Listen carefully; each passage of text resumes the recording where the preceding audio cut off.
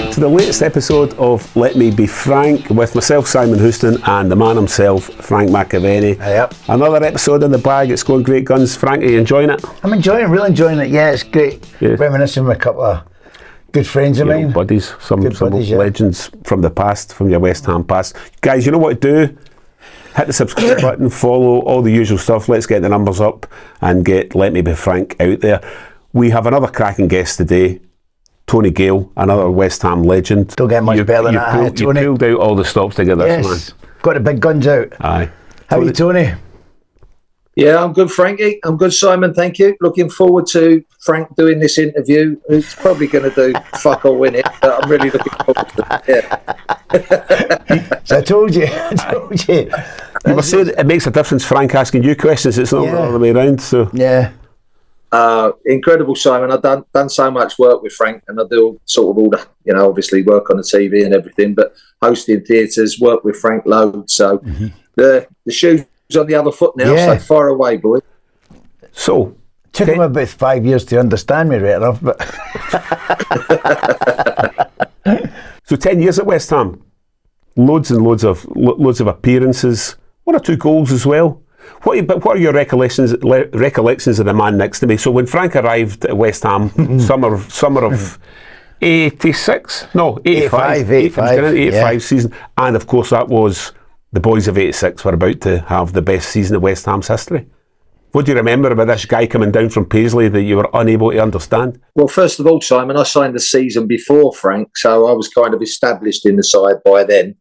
And then, of course, I think we sort of finished about 6th or 7th from bottom the season previous. And then John Lyall went into the transfer market and he made 3 important signings, which turned our fortunes around. We signed Frank and we signed Mark Ward from Oldham, who was a terrific little right winger. But the third signing was someone that we already had on the books, which was a world-class player called Alan Devonshire, who returned from injury. And the 3 boys just hit the ground running. They were fantastic. Yeah.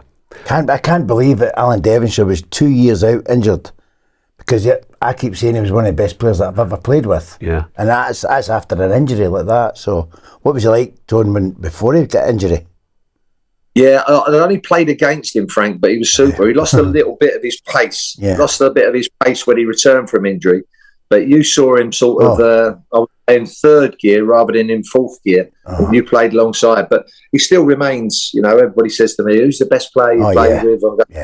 Fulham, it was George Best. West Ham, it was Alan Devonshire. Sorry, Frank. And then Blackburn, it was Alan Shearer. But Dev and I travelled together, Simon. We used to come over from, I know you won't know your geography up there for London, but we were like West London boys travelling over to East London. So I started knowing Dev because I used to pick him up because he was doing rehabilitation on his knee. So I used to be picking him up and dropping him off. And over the 10 years, he's still my best pal like in football, but over the 10 years, he never drove, Frank, I tell you. He was the only geezer who had a sponsored car and didn't fucking drive. It was unbelievable. He had a sponsored car. Who was the guy that used to get driving for him? Carlos or something? Yeah, Carlo. He was. Carlo owned some ice cream vans. Yeah, he did. He owned a fleet of ice cream vans, Frank. Unbelievable. Do you know what? He made a fortune. Do you know how much they cost him, them ice cream vans? Hundreds of thousands.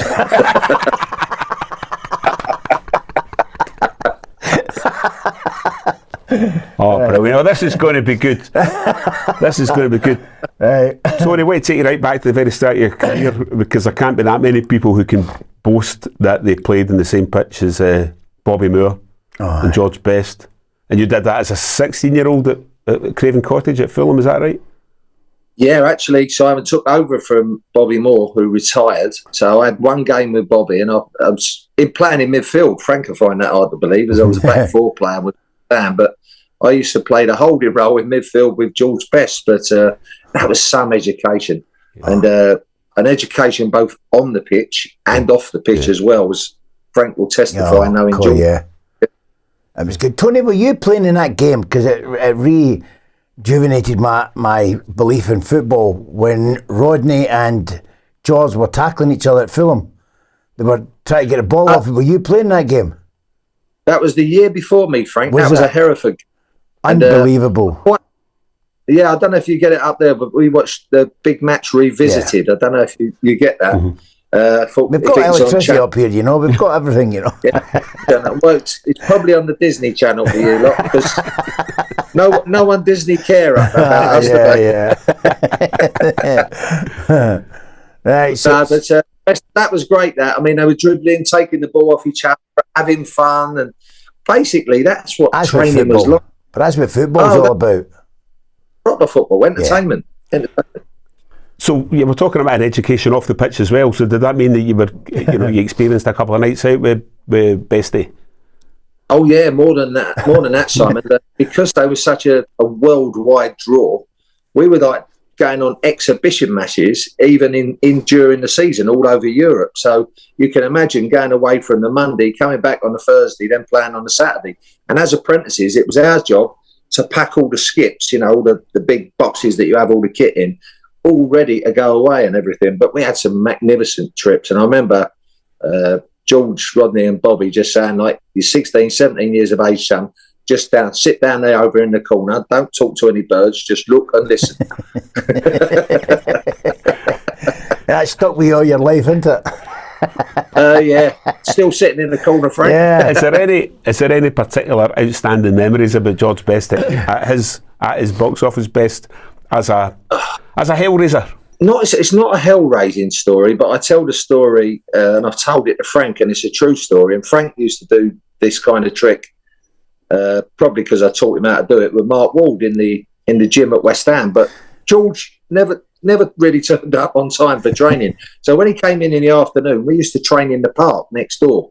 And the manager used to run down the stairs to us apprentices and go, right, Bestie's missed training, outside, you're going training in the park.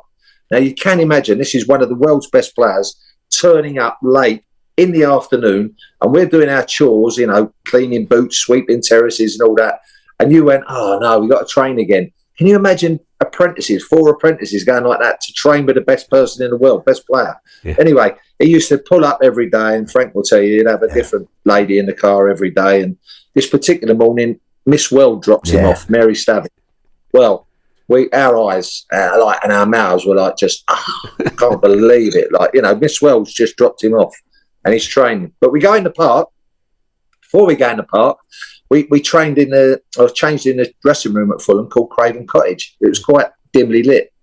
So Bestie went, what's happened with these lights? And then we said, we don't turn certain lights on, George, because they're talking about saving electric and all that. And he went, yeah, I'll turn them on. And he volleyed the ball across the room, hit the light switch, and the light switch went off. Right? Frank used to try that at West Ham. He fucked it up. Yeah, smashed a few windows. Yeah, exactly. So we used to go in the park. There was a goalkeeper apprentice and 3 outfield players. And basically his training was a bag of balls on the halfway line, go back to the ball, beat the 3 of us, score a goal. Go back to the ball. Now, I defy anyone to do that in modern day football. But it was like watching the films when he was twisting and turning for Man United, Los Angeles Aztecs, scoring all those great goals. And we're in the park with jumpers for goalposts, trying to find a little area of the pitch where there weren't dog shit on it. And there's ladies walking past in prams. And there's the world's best player going around 3 apprentices, and a goalkeeper. Anyway, we finished training that day. We go back in and Bestie says, right, time to go, lads. He said, no, we've got to do some chores. He said, no, lights out, lads. And he just flicked the ball up, back-heeled it on the half volley, hit the fucking light switch, and all the lights went out. And we was like, Jesus Christ, can't believe it. So he's gone out the door. We had a go at it. Anyway, we smashed 4 fucking mirrors. Then all the ceilings coming down. It cost us 2 weeks' wages. Oh, brilliant. Do you remember we used to train under the stand at the gym? And we used to do it, myself and Wardy. The boys used to run up and down the gym. And we didn't do that. We were bored. So me, Wardy and little Tony were trying to switch the light off, because every time the lights went off, they would all bang into each other and all that. It was just stupid little boys, but it was funny. It was funny at the time. Yeah. You never hit the light switch. Yeah, once. We did it once. And of course, it was me. How long were you at Fulham? Oh, I was at Fulham, Simon. I was there from 12, 16 apprentice in the first team as an apprentice, and left at 24 after playing 330 games. Yeah. So, it was, what an experience. I was captain at 18. I was their youngest ever goal scorer. till Ryan Sassignon come along like years and years ago, now about 6-8 years ago, and he became the youngest ever goal scorer. But I loved my time there. What a football club that is. Beautiful. So it was going to take something pretty special to get you away from there. Your relationship with John Lyall, who signed you, I think, for West Ham. And yeah, I think a lot, and Frank, you've spoken about really affectionately about John Lyall. Yeah. I'm sure all the boys of '86 do. What made him such a good manager? Well, Frank will tell you, he left nothing to chance. So he was the coach, he was the manager, he was like social services to all the players. He was like my dad, wasn't he? He was like, God, he was like great. Everybody had a problem. He'd sort it out. You know, if some players were married and their wives were ill or expecting, he'd be sorting all that out. He'd be sorting Frank's fucking new mortgages out every time he got rid of his girlfriend. Yeah, he done it right for me. Frank used to be in the office, and we thought like John used to be having team meetings with him to discuss his partnership with Tony Gale. And the lads used to come in and say to me, they said, "What's happened with Frank?" Oh, I said, "Oh, he's just lost another house to a bird." I said, "John's trying to sort it out." John was great. John was great to me. It was brilliant. I mean, nowadays they talk about Tony, this high press and all that kind of stuff, and still don't know what a low block is. But the high press, we'd done that in 85, 86. I mean, we were doing it then. We just didn't call it anything, did we? And it was just what it used to be called is like closing people down. Yeah, you know, I still do football commentaries and I still use old terminologies when I'm still doing a guy. I don't like the new terminologies. John Lyall used to say, "Play to marked men." It didn't matter if Frank was marked with his back to goal. Play to him, and then we go off of there. Play to the players who are going to, destroy defences, and let them make their own minds up. But they talk about playing in pockets now, high presses, low blocks. What about that one, Frank? Low blocks. I know. Yeah. I know. As soon as get called a dinosaur because he asked one of the ladies, "What's a low block?" So defending deep, and he says, "Well, why don't you just call it that?" So simple. It's so simple, So Graham's still on TalkSport down this end, Frank, and he's still when he's on, you still listen. Of course, he's and you know him as a man. He's a great man as well, isn't he? Yeah, probably. The younger generation don't listen to people like that now. They just don't care anymore. It's all they don't really. I think what's a shame is when they're doing like record books, appearances, and that, but it says Premier League. I know. It was a Premier League, but it was called the First Division. Yeah. Same as in Scotland. You just changed the title with it. They go Premier League top scorer. Hold on a minute. What about Lineker, Cotty, Frank McAvennie, Alan Smith, Ian Wright, all those guys, Alan Shearer that was scoring in the old First Division before the Premier League started. It's just top flight goals. That's what it should be called for appearances.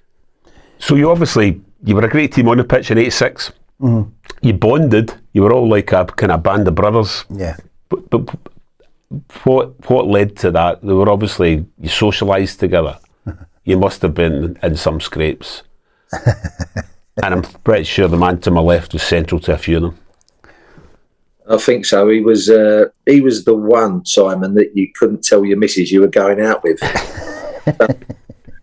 All us boys who were married and had kids, and we say, like, they're doing a bit of a bonding session tonight. I'm going out. Right, shit. Frank's not there, is he? Oh no, Frank's not going. No, Frank's not going. He's in Scotland. So if he weren't going, he was all right. If he was going, you couldn't go.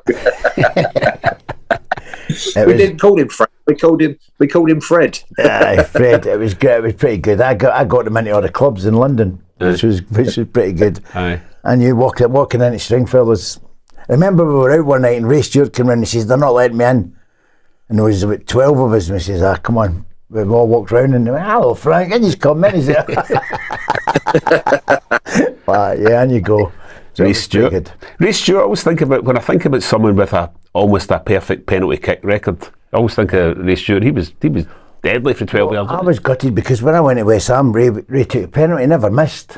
So as a striker, you want to take take penalties. You didn't take really many penalties. Because Ray never missed. And then the second time I went back, Dixie was the one that took it, and he never missed. I know, but even up at Celtic, he didn't really take. Andy Walker was taking them before I got there, wasn't he? Aye. So, you know, you just keep them. The manager keeps them. If you're not missing, I suppose. You know, you don't get a chance, do you? So, take a couple. Well, up there, you do remember Ray from his playing, you know, when he was Scottish international and obviously playing up in Scotland. But him and Dixie, Frank will tell you, they were two of the hardest strikers of the ball you've seen. Oh, yeah. Perfect strikers. And they didn't mess about. They didn't like side foot. They would really put their foot through it. So even if a goalkeeper went the right way, it still beat them with the power. But Ray Stewart's, he still comes to the games now. He's a terrific lad, Ray. Yeah. Terrific. Yeah. I wondered tight as a duck's arse, wasn't he, Frank? Tight as a duck's arse. We used to get a deal. We used to go to restaurants and organise a deal. Aye. Right, this is what we get for our meal and all that, and then we'd send Ray in because he would just talk. Aye. And he would get it down more. All right, so that's Scottish Scottish reputation for being careful. The Scottish. I shouldn't have been a Scot because I was like them. I used to spend money, but Ray, no, he wouldn't spend a penny, would he? Ray was the one who invented the Happy Meal at McDonald's to get a few quid off, wasn't he? Now, I want to ask you, Tony, because I read an article the other day about sharing a room with someone at West Ham. I can't remember. It may have been possibly Mark Ward. I can't remember. But a very strange form of toothpaste was used. Does this ring any bells? I know. There's Alvin Martin. Alvin Martin. We had...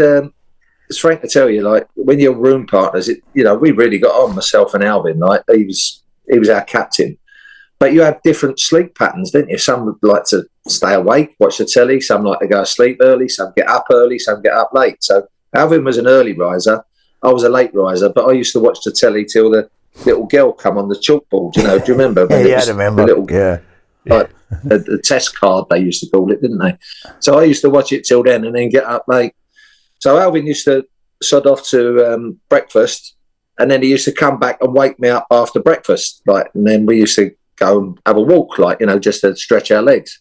So he's come back one morning. He went, "Oh, you all right?" He said, "I had a great night's kip." I went, "Oh, all right, Alvin." He said, "I didn't wake you up, did I?" I went, No, you're good. I said, "Come, we'll go for a walk." He went, he said, "I've used the toothpaste." He said, "I've used your toothpaste. I couldn't get a lather." I said, "What are you talking about? You could get a lather." And I gave him my toothpaste. He went, "No, that one over there." I had piles at the time. He'd used my pile cream. And he'd even used the applicator to put on his teeth. Oh, no. Oh, brilliant. And I'm hoping the applicator had been properly cleaned. Well, he still talks out of his arse. So Oh, it's fantastic. Brilliant. Oh, it's superb. Oh, yeah, great. it was good fun. So that was a proper partnership, though, yourself and Alvin Martin. Loads and loads of games. Played the kind of, was there that old cliche? They keep talking about the records, Tone, don't they? Keep talking about myself and Tony. Aye. Your eyes are watering with that pimp cream story. I know, because it makes me laugh all the time. But we always accept it. We always wind the boys up. It was all about me and Tony, but it wasn't. We broke so many records that year. And Tony knows all the records. Then there was quite a few records broke. Most of them are still unbeaten. Yeah, I think we broke 17 records and 16 is it that's still unbeaten.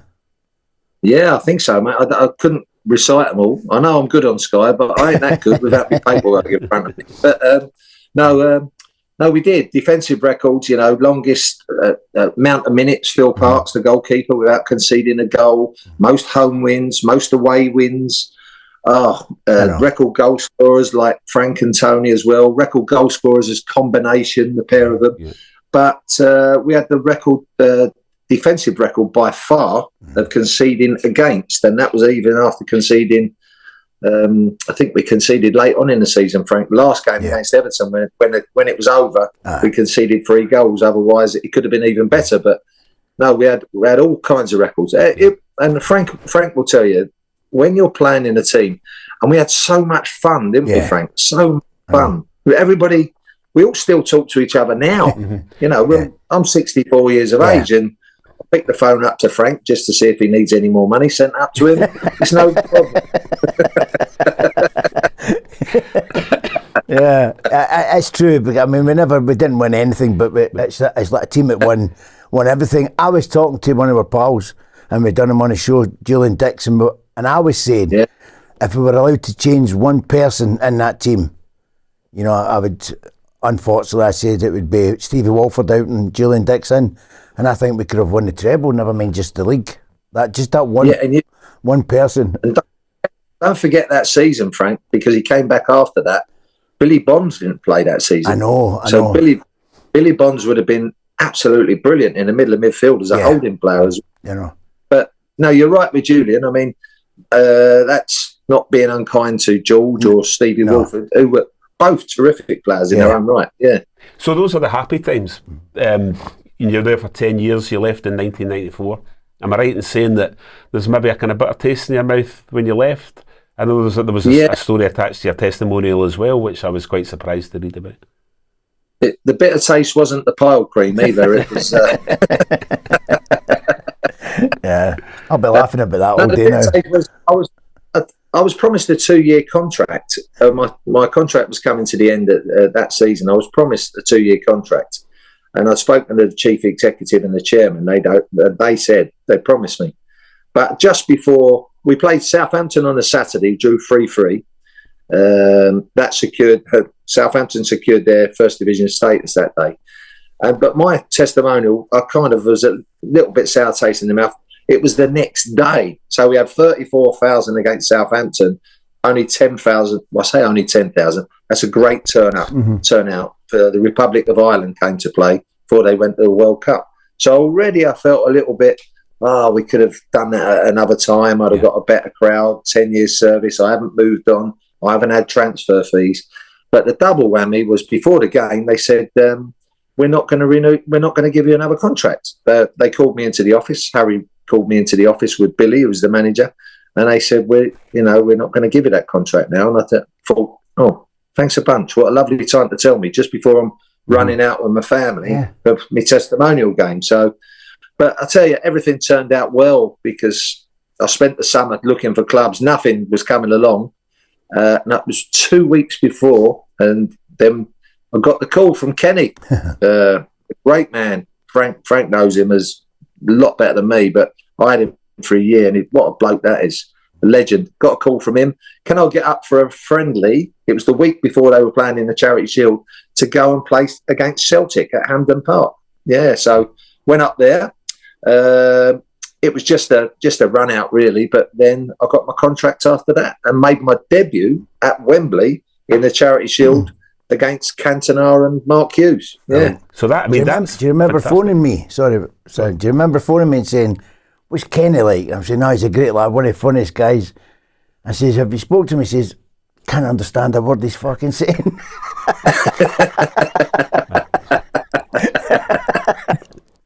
That's right. Our first team meeting, I was sitting next to the goalkeeper, who you recall, Tim Flowers, really good goalkeeper. So we're sitting there, and Kenny's doing a flip chart.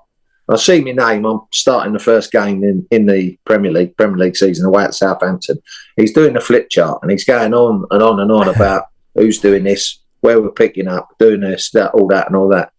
And I went to Tim. I went, "Tim, I haven't understood a fucking word he said there." And Tim went, "No, just keep looking at him and nodding."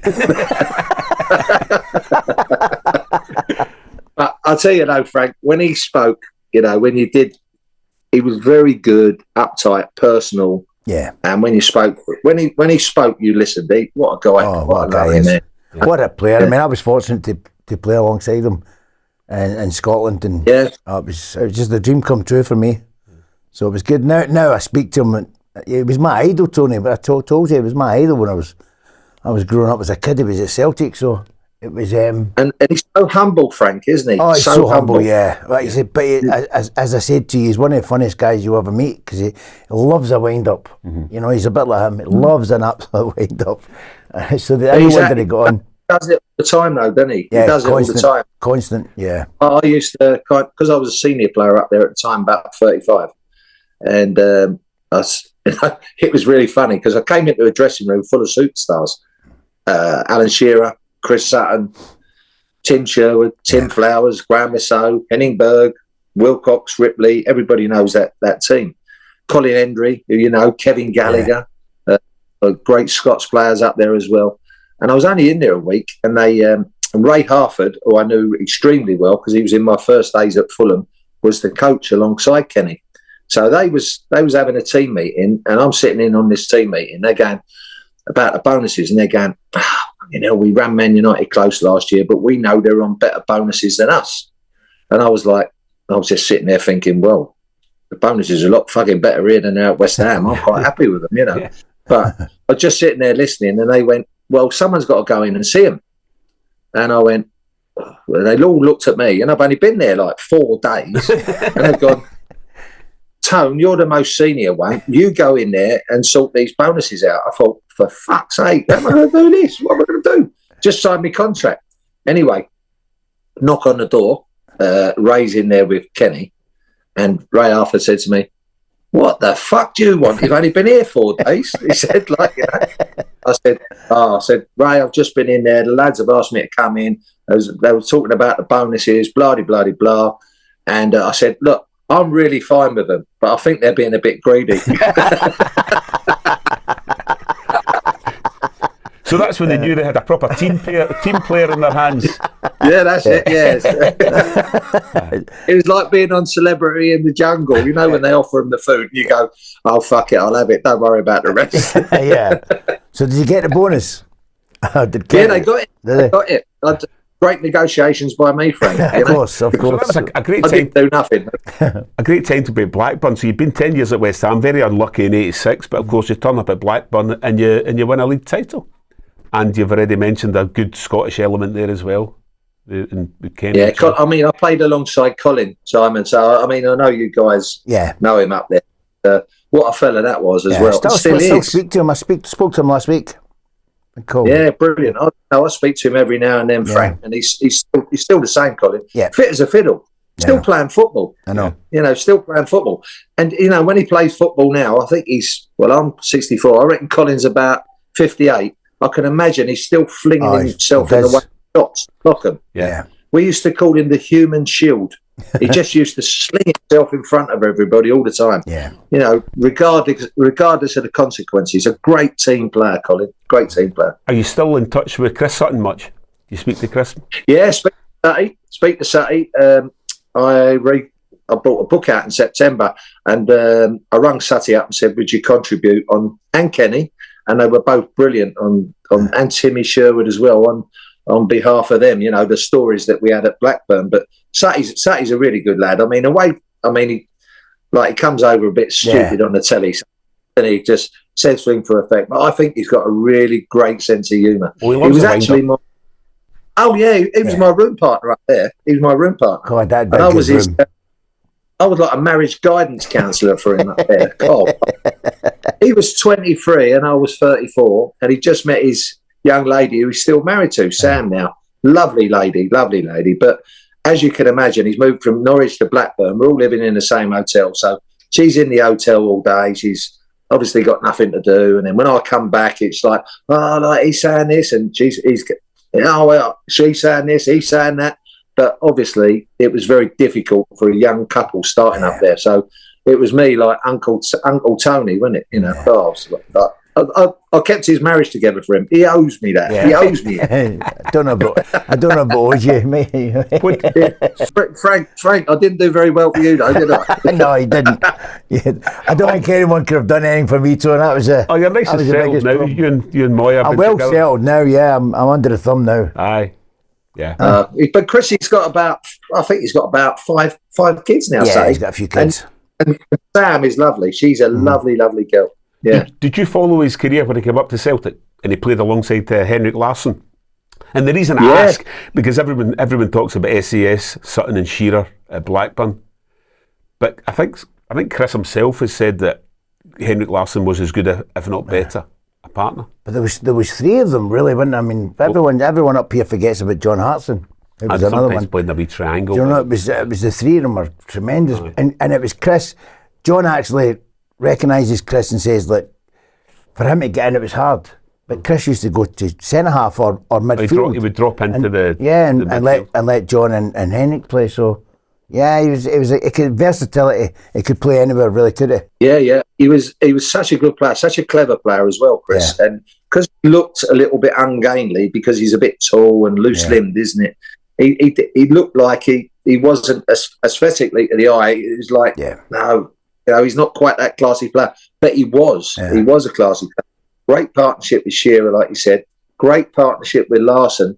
I was really pleased for Chris as well because when he left Blackburn, he went to Chelsea, didn't he? Yeah. And it was the time that Chelsea were flying a bit. He didn't really hit the floor running. No. And I thought, oh, no, they're not seeing the best of him in London because I was, as I do now, I was still commentating on the games then, and Chris was having a bit of not the best of times. I remember him missing a sitter in his first game and the Chelsea crowd got on his back a little bit.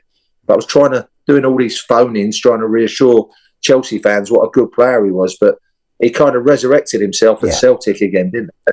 I was, because of Chris, I was like watching Celtic quite frequently. I loved watching him in Larsson. You should have been anyway with me. You were a St Mirren legend when you went down to West Ham, though. So. Yeah, but they didn't know me. Tony, you could tell that story about the Panini cards. Oh, yeah. So, Simon, this is funny. We signed him up, yeah? So, no one had heard of him. Couldn't even pronounce his surname. McAvennie, everybody was all over the place with his surname. So we just stuck with the Frank bit. And anyway, so we were having a look. And you didn't have phones. You didn't have Google or things like that, did you? So we'll have a look. Well, let's have a look in the Panini sticker book. So in the Panini sticker book, you collected the stickers of all the First Division or Premier League teams, didn't you? Collect all the stickers. And at the back, they used to have Celtic and Rangers. And then they used to have budding stars coming up, elsewhere in Scotland in the league. So we're looking around because we've seen all the pictures of Frank coming down here. He had ginger hair. He had the worst teeth in the world. By the time he arrived down in London, he had blonde hair and he looked like Shergar with them teeth. It was unbelievable. Oh, brilliant. So hang on a minute. Wait a minute. How long have I known you? I know. Are those your original teeth? Of course they are. Of course that is. He's right up. Of course. Let off, you're having a laugh. Anyway, so it was Mark Wald who nicknamed Frank Lulu as well because she was the red-headed lady who was a sticker. When he got in the shower, we soon realised he was a redhead. We said, "You forgot to dye down there, didn't you?" It was the best thing I've ever done to him. Aye. Gingers don't have any fun. Oh, fantastic. You had a nickname as well, Reggie. How did that come about?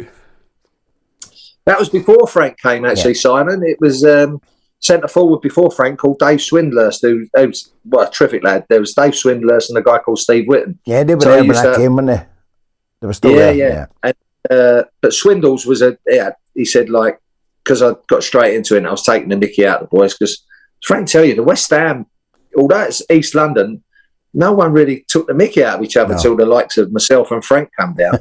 And anyway, I started it all off and Dave Swindler said, he said, "You're killing everyone with your wit. It's really an acidic wit. We're going to call you Reggie Cray. You're killing everyone." I was like, "Oh, cheers, Swindles. I'll take that as a compliment, please." Yeah, that's all right. Yeah, just as well it wasn't Ronnie, yeah? Oh, yeah, that's right. But do you follow the Scottish game at the moment? Do you keep an eye out? I know you said you kept an eye out for Celtic because of Frank, but have you been watching events up the road? Or is it just too dull? It is a Celtic. No, I do watch it. It's a Celtic Rangers contest. I like watching the derbies. I was actually a guest of Frank. Yeah, when we went to Celtic. We cut the Rangers. It was just a shame that there was only a little section of Rangers fans, and Frank had explained to me because of the troubles that they'd had in the past that they wasn't letting away fans in. But I thought that was always part of it when you were watching Celtic Rangers. One end of Rangers fans, if it was Celtic, three sides, the other side, and that was all the part of it. I can only imagine what it was like because for this game that Frank took me down to, it was all Celtic fans and a little bit of Rangers. But we had a great day. Unfortunately, I think it was 5-3 that Frank realised our tickets were on the other fucking side of the ground. Oh dear, oh dear. We've had to walk round with him and his Mrs. Moyer with my three pals and stop for every selfie for Frank. Oh, it was unbelievable. Yeah. I've been in that movie. It's not easy. It's not easy to get your way through the car park at Parkhead. It's good fun. Never seen I think he had to get a new set of teeth after that day. He smiled so much. Yeah, fantastic. It was good. That next year they're bringing out, they're letting the fans in again. There's going to be a good number of away fans at the Celtic Rangers games again next season, so that'll be good. Not before time, I'd imagine. It's a big part of it. I just might add, after the game, Frank took us out, and it was terrific. We went from a pub to like a clubby type place. But the pub, first of all, we went. I don't know what it was called. Frank, it was in town, wasn't it? It was and I think it was only in West End. It was in West End. Hour and a half after the game, didn't we? And Neil Lennon walked in. He was the manager. He was in the pub. And I thought. And he came over and had a chat to us for about 20 minutes, didn't he, Frank? Lovely geezer. He's a great guy. He came in. I'm saying Reggie's and he's going, what? I said Tony Gale's in there. Fucking hell, he's away over and they were having a good chat. That's not something you would see down the road. No. You think, God, blimey. They'd have probably about 8 people around them protecting them. But Neil was having a pint with a few pals.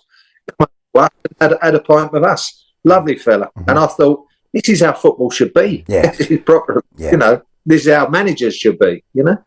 West Ham next season. How you thinking they're going to do with a new manager? And a couple of transfer rumours doing the rounds at the moment as well. I think, is it Alvarez possibly been linked away, and Kudus too? Yeah, Kudus. Yeah, Kudus. I would hate to see Kudus go.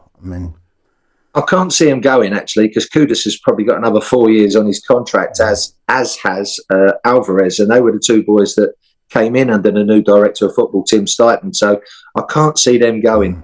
The Paquetá thing was a bolt out of the blue, wasn't it? All the what's happening with that, Tone? Is it resolved yet, or what? No, I think what's happening, Frank, is obviously they're waiting to find evidence of it. And I was commentating on a few of the games, and they were silly bookings that he made. But I think it'd be a very hard case to prove. Yeah. But apparently they're looking at betting patterns that were happening in Brazil, because in Brazil there's a place called Paquetá, and that was where it happened out there. But if he did get involved, he's a silly boy. But I think what it does ensure is that he's with us for another season, I think, or maybe even more, because of the time that it takes for these cases to go through the different procedures and everything. So with Paquetá, Kudus, obviously Gerard Bowen, Alvarez, good player. But I think they're looking to sign 6. They've signed 1. They signed a Brazilian winger, 18-year-old winger, Guilherme, I think. So he came from Palmeiras. So he's in already through the door. But I think the director of football is going to be a very busy man. And judging by his first lot of signings that he made, it was Kudus, obviously, and James Ward-Prowse and Alvarez. They were good signings. Hopefully, this Brazilian young boy hits the floor running as well. But they're not signing a centre-half as well, Tone, from Brazil? Yeah, I think they'll be looking for a couple of centre-backs, Frank, because Lopetegui, the new manager, likes playing with a back 3. Does he? Right. And it looks like Agaird's going to go, because he's wanted to go for a little bit of time. And I actually thought he was our best one when he actually played. But I don't know, the attitude didn't seem quite right from Agaird. But they need a couple of centre-backs if he wants to play the system that he played at Wolves. Zuma can't do that. Well, so listen, guys, what would be a good season for West Ham next year? Getting down to fighting for Europe, I would say. Yeah, I'd lower the expectations there, Frank. I think that what they wanted to do was play a more expansive game. That was the thing that was labelled at Moisey. But don't forget, Moisey took us on a wonderful journey. Oh, of course he did. European football, culminating in winning. Everybody said, oh, it's a crap cup and all that. Well, Aston Villa didn't win it last year, did they? Yeah. And they got knocked out by the same team that we beat, Olympiacos. So it'd be interesting to see how Chelsea go in that competition this year. Because beating any European team over 2 legs is difficult. There's our places to go. Great journey from Moisey, but I think that maybe my expectation, if they wanted a more expansive way of playing West Ham, then hopefully this man gives it to them.